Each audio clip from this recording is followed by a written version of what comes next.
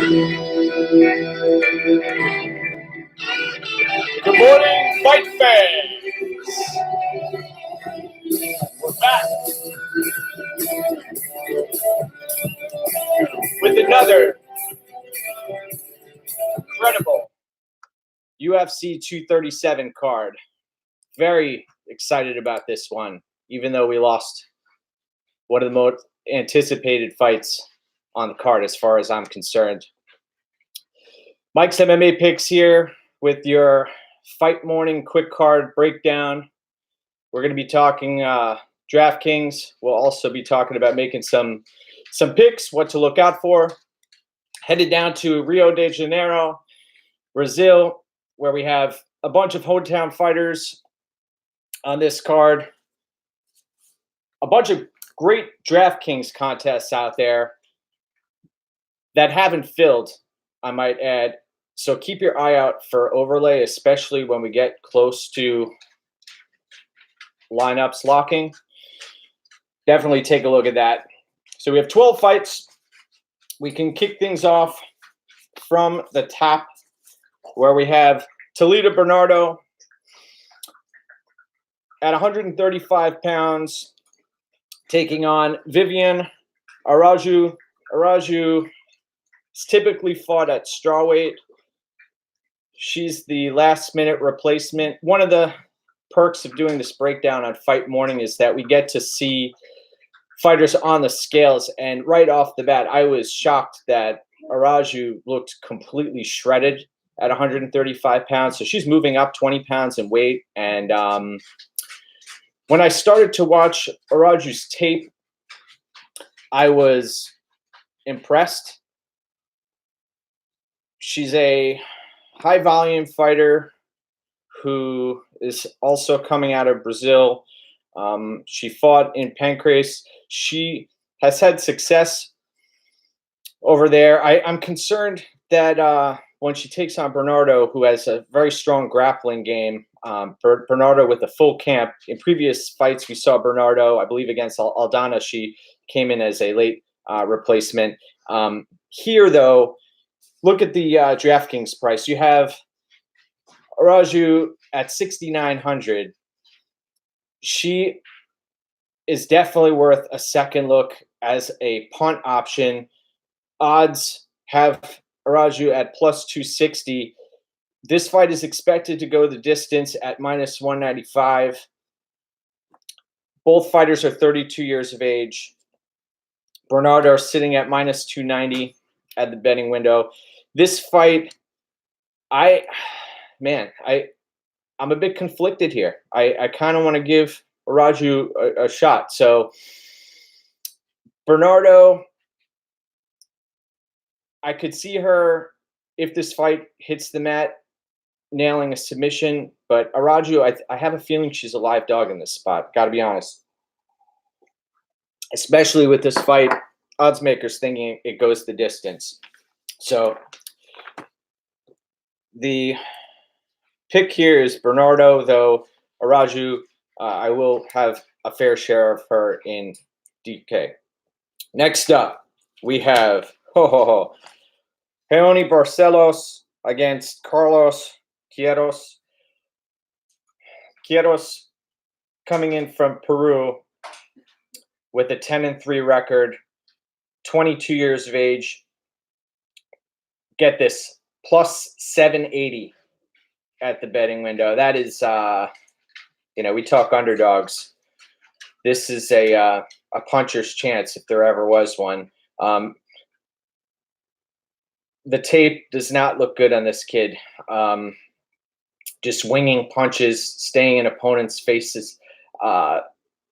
His regional fights, look at the opponents that he's fighting. It's a little disturbing. But at 6,600, you get what you pay for in DraftKings. Barcelos, 13-1 overall record, minus 980, according to odds makers right now. 9,600, you've got your highest priced fighter from a DraftKings point of view. Barcelos, he doesn't play any games. He's probably going to take this fight to the mat. If it stays standing, he will trade. He's got a tremendous submission game. this is the play of the night from a DraftKings perspective. I think we'll see the possibly the high score come from this fight, as well as significant ownership. You got to think, what does he have to do to pay off this night? 9,600. He's probably going to take this fight to the ground. Probably going to see a few transitions and then lock up a submission. But he's not afraid to throw hands, and he's a diverse fighter. So from a DraftKings perspective, I try to take into account if we have a one-trick pony, then your ceiling may be a little bit lower. So with Barcelos, I think he's one of the safest plays on the card. So he's the pick here. Next up, we have an interesting fight where people are torn. We have Warlley Alves taking on Sergio Moraes. This is at 170 pounds. Warlley Alves, 8,600. He's notorious for gassing in fights. He's the oldest 28-year-old I think I've ever seen. He's been in the UFC for a few years. His claim to fame is his guillotine win over Colby Covington. Alves sitting at -140 right now. He's a Brazilian kickboxer taking on Sergio Moraes. Moraes, last time out, we saw him take Anthony Rocco Martin to the distance. 7,600 for Moraes. Moraes actually had Martin in some tough spots in his last fight. Moraes at +130 right now, 36 years of age, 7,600, probably one of the highest price underdogs or highest owned underdogs on this card. This fight is expected to go to a decision at -165. I think this fight, we're going to see people shy away from hitting the ground here. I think this fight will be a stand-up affair. I think it's probably going to be low volume, may take place against the cage. I'm leaning Moraes here as well. Just one of the main factors here is Warlley Alves' gas tank. I think that's an issue. I think that's going to come into play late. He typically comes out strong, and on home turf, you know you're going to get an A+ effort from both of these fighters. That's why I actually like seeing Brazilians versus Brazilians here. You know there's a lot on the line as far as pride goes. So the pick here is going to be Sergio Moraes. At 7,600, he may not put up the highest score in DraftKings, but he could potentially get you that W. Next up, we have Priscila Cachoeira at 7,300. Taking on Luana Carolina at 8,900. DraftKings women's 125-pound fights. Carolina makes the drop from 135 pounds, although she's a very skinny 135-pounder. Carolina -165 betting odds. 25 years of age. Cachoeira, we know exactly who she is and what we're getting. +155 at the betting window. 30-year-old Cachoeira, she is a zombie. This fight is expected to go to a decision at -300. Cachoeira, we saw against Molly McCann, who is a very tough, gritty opponent. She took her the distance. She's notorious for man, you saw right off the break, she, I believe, came in with a flying knee on McMahon. She wants this win on home turf. I actually am leaning towards the upset here with Cachoeira, although she is not the most technical striker. I have a feeling in women's fights, sometimes you see the head and arm throws be successful, but you also see folks who just want the fight more being able to get that done. In this case, I do see that happening here. So I am actually going to roll with Cachoeira, the +155 underdog, to get the victory.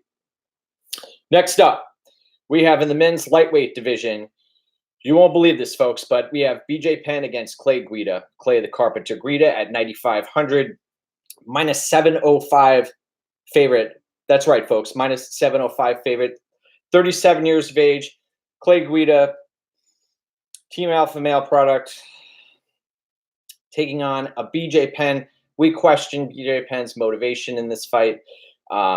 We question his durability. We question his skill set, especially on the feet at this juncture. BJ Penn, 40 years of age, plus 570 underdog. He's your second cheapest fighter from a DraftKings point of view. This fight isn't expected to go to a decision. My frame of mind here is, how is this fight going to end? And what is Clay Guida's approach? Is he going to try to take this fight to the ground and spam takedowns? Is he going to stand up and just pepper BJ Penn with shots? It's going to be his choice here. He can do whatever he wants. The only issue I see for Clay Guida is if this fight hits the ground, BJ Penn can always be dangerous down there. So Clay Guida is susceptible to the submission, but I am going to go with Clay Guida here. And at 9,500, he has a bunch of ways to win this fight. I think he's going to be under-owned. I think, it's interesting. I'm looking forward to, once lineups locked, to see Barcelos versus Guida, who has higher ownership. But Guida's a popular name, so he might creep up there. So the pick is Guida. Next up, we have Irene Aldana taking on Abech Correa, who came in overweight. Another perk of doing this breakdown after weigh-ins is that we got to see a Abech Correa who weighed in at, I believe she was 6 pounds overweight, got on the scale, stepped right off, no remorse shown. This is, I believe, a tactic on her part to gain a competitive advantage, which in all likelihood it will be a competitive advantage. I have a feeling she's going to try to grapple here. Correa plus 300 underdog. She is 35 years old. She's giving up 5 inches in reach here to an Irene Aldana who she's on the rise. Minus 360 at the betting window. Don't let that 9-4 record fool you. She's actually a decent prospect at 135 pounds if she can put it all together. This fight is expected to go to a decision at minus 180. One thing I like about Aldana is she is a high-volume striker. I think we're going to see her try to implement that game plan here. Correa is going to try to push Aldana to the fence and make this an ugly fight. I don't think Correa is going to have any success on the feet. So our best hope is to get this fight to the ground. When Aldana does hit the ground, she does not have the best get-up game. So at $9,200, I believe there is some risk with this fight, especially Correa being on home turf. But I got to say, I think Aldana, I think her volume, I think her punching power, and I think just her grittiness is going to be a difference maker here. She likes to fight. We saw in the Pudilova fight, she was there not only until the final bell, but she was landing significant strikes, and she puts some power behind her punches. So I'm going to roll with Aldana here, minus 360. Like the odds much better at opening, and I believe she was at around minus 245 for a while. With that, that ship has sailed. Next up, we have Thiago Moises against Kurt Holobaugh. Kurt Holobaugh, 7,700. Thiago Moises, 8,500. Thiago Moises, a slight favorite at minus 115. Thiago Moises, 24 years old, prospect. Did not look, well, we didn't see the best fight IQ from him in his last fight, although he was taking on Beneil Dariush, who is a savvy veteran. And Dariush, he had those chin issues. So Moises wasn't able to take advantage of that.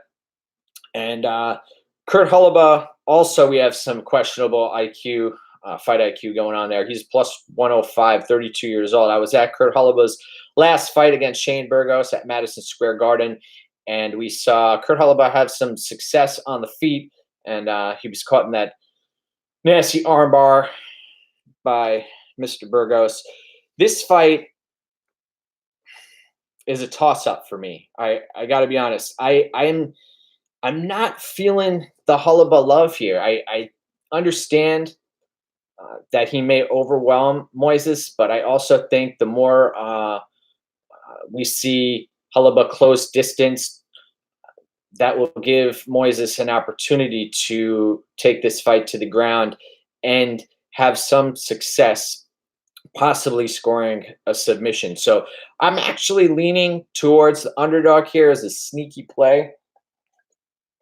Sorry, not the underdog. I'm leaning towards the $8,500 Thiago Moises here as a sneaky play. I don't think we are going to see much ownership on him. So the light bulb has gone on, and I am going to have some shares of Moises here. I will also have some shares of Halaba. I believe Halaba has the volume that you want, and he has a killer instinct.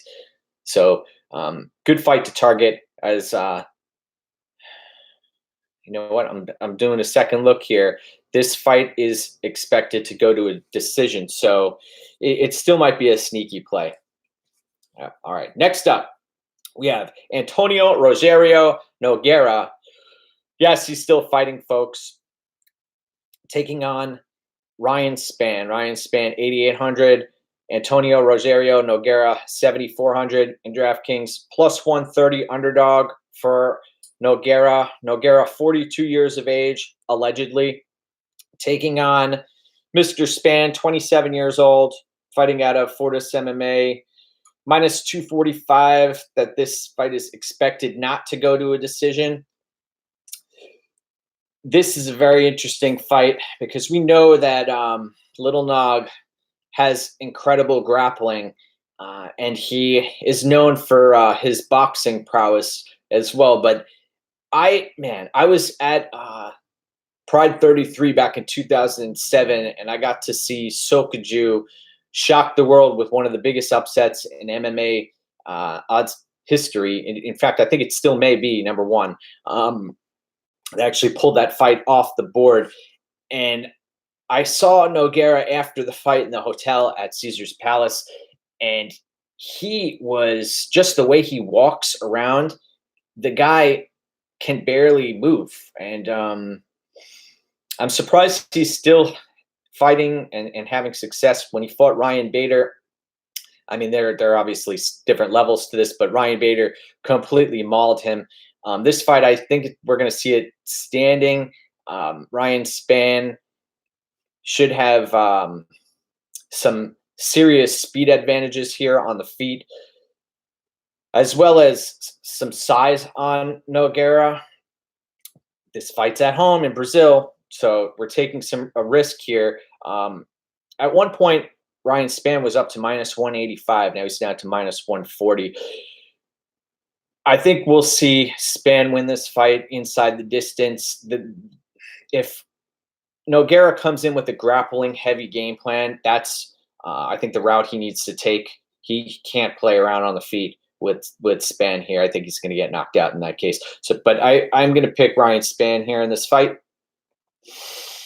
As we move through this card, we lost the Trinaldo Carlos Diego Ferreira fight. That one hurts, but we have to move past that one. And now we have Thiago the Pitbull Alves taking on Laureano Staropoli.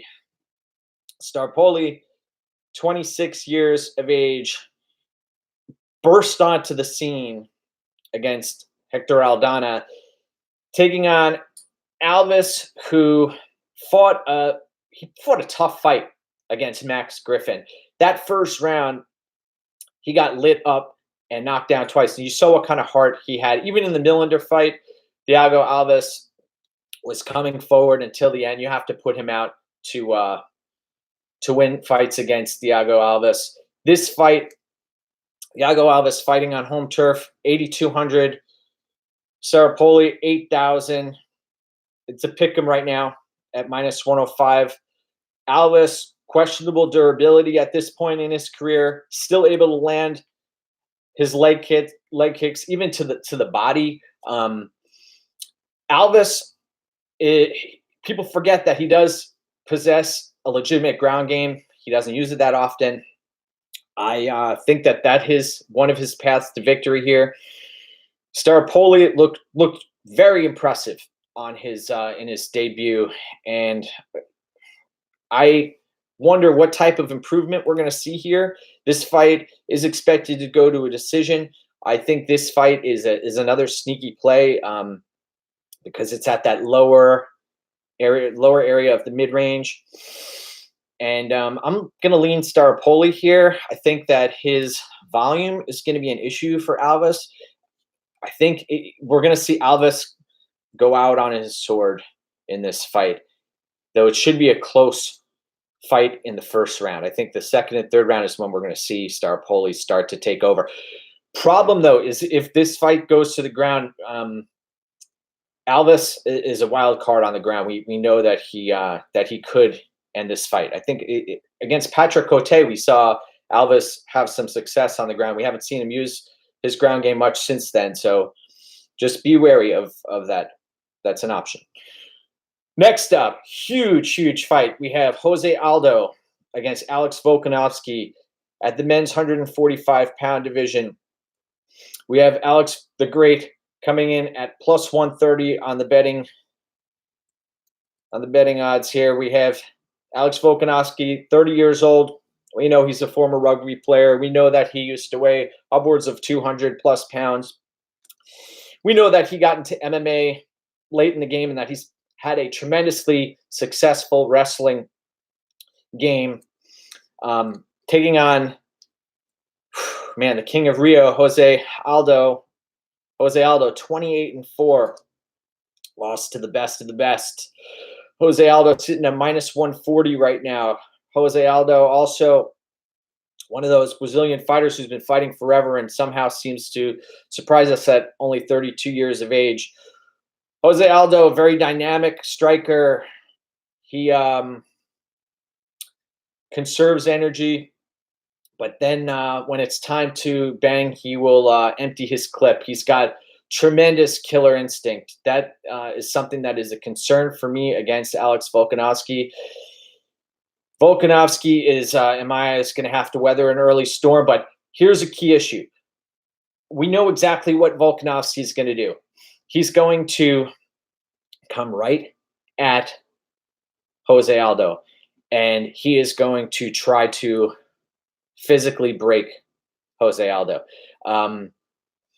Initially, when this fight was made from down to 3 rounds, when they made this a 3-round affair, I had to do a double take, and then I went back to a bunch of interviews. I also watched a bunch of Alex's fights as well as Jose's fights, and I don't see a way that Jose Aldo tries to win a fight on points here. I think it's impossible for him. I think we're going to see Alex Volkanovski completely pour whatever he has into these 3 rounds, closing the distance on Aldo. I'll retract my statement about it being impossible for Jose Aldo to win on points. I think that is, there are no certainties in this game. But Volkanovski is going to pressure Jose Aldo like we've never seen anyone do in the past. He's going to be relentless. Jose Aldo is the much higher skilled fighter when it comes to striking. But when he is out of his element and gassed, a lot changes, and you can throw that out the window. I think it was Justin Gaethje who said that he likes to fight at the highest pace he can and get his heart rate up, and so that both fighters fight at that same level, and then we're going to see who breaks first. And I think that's exactly what's going to happen in this fight. And if Volkanovski survives all 3 rounds, he wins this fight, in my opinion. Jose Aldo has the ability to finish this fight early. I think Jose Aldo also, as we've seen in the past, he is he's shiesty, man. He'll do whatever it takes to win. So my pick here is going to be Alex Volkanovski in an upset. I see the odds trending. I had a feeling this was going to happen, that late in the game, Alex Volkanovski, we'd see him become a big underdog at the betting window. And I have a feeling even as we get closer to fight night, we'll see Jose Aldo money coming in. So Volkanovski, I don't expect him to sit back and absorb punches and take a decision loss. I think he's going to go all in on this fight. Granted, he's got a couple of things going against him. He's not the highest skilled fighter here. He doesn't have the best striking. He telegraphs some of his punches. Against Jeremy Kennedy, though, we thought there's a possibility that, and we know how good Jeremy Kennedy is, despite being cut from the UFC. Alex Volkanovski, he just has a bunch of intangibles going on his side. The guy has he's got a granite chin. He's got tremendous durability and a great gas tank. He's relentless, and he believes in himself. So Aldo's going to have to break him, and I think Volkanovski's going to pull this off. Next up, we have a couple more fights to go here. We've got Anderson Silva, 44 years of age at this point, 7,500 from a DraftKings perspective, taking on Jared Cannonier. Jared Cannonier, 8,700. Jared Cannonier, minus 125 right now. Odds have been shifting towards our spider, Mr. Anderson Silva. This fight is not expected to go to a decision at minus 120. 185 pounds. We saw Cannonier look pretty good at 185 pounds, though he did lose that first round to David Branch. David Branch kind of emptied his gas tank there. When I go back and I watch Jared Cannonier fights, he's there to be hit early against Ian Kudalaba, against Dom Reyes, against a number of fighters, Jan Blachowicz. This fight, Anderson Silva is going to have to fight very smart. I see this fight. Cannonier may get clowned upon here. I think Anderson, I know Anderson's got to be careful because he's got to know that Cannonier possesses big power. He can't let his guard down for a second, but I know he's going to do that. It's a risky play, but I think Anderson Silva is going to come through here via decision or by finish. Great fight, though.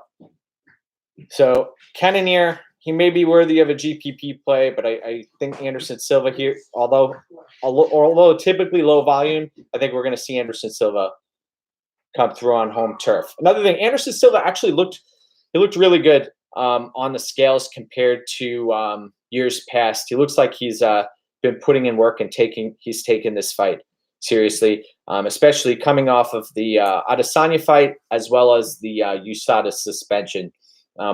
Only concern for me from a DraftKings perspective is folks out there who see the Anderson Silva. They see Anderson Silva at 7,500. They'll probably be quick to roster him. So I expect he'll be highly honed. Now, we head to the main event of the evening. We have Rose Namajunas taking on Jessica Andrade. Jessica Andrade has looked phenomenal since dropping from 135 pounds. She's only 5'2", so this weight class makes a hell of a lot of sense. Her only loss has been to Joanna Jędrzejczyk, and that was a 5-round affair where she was simply outpointed. Rose Namajunas, I believe, will attempt to do the same. Namajunas plus 115 right now, so this is a very closely lined fight. Andrade minus 125. Andrade is a year older than Namajunas. Rose, 26 years old. We've got 5 rounds to work with. This fight, I think that people are overrating Rose's abilities here. I think that sometimes styles make fights, and we saw how great Rose looked both times against Joanna, but this is a very different fight. The blueprint was made by Joanna to beat Rose, but when we take into account, I know Rose possesses very serious grappling, and that she has the ability to land submissions, especially rear naked chokes. But if Andrade wants to close the distance, I don't think Rose is going to have the footwork to stay away for long periods of time here. Andrade is going to force the issue. She has a granite chin, and if she wants to get this fight against the cage, I don't think there's any way that Namajunas is going to be able to to stop Andrade's takedowns. If she does, look for Andrade to just land a high crotch and take Rose for a ride. And I see that happening multiple times here. We know Andrade has a great gas tank. This is on home turf for her. She's been waiting for this fight forever. Namajunas, we haven't mentioned that she's coming off of a compression fracture in her neck that has kept her out for many months.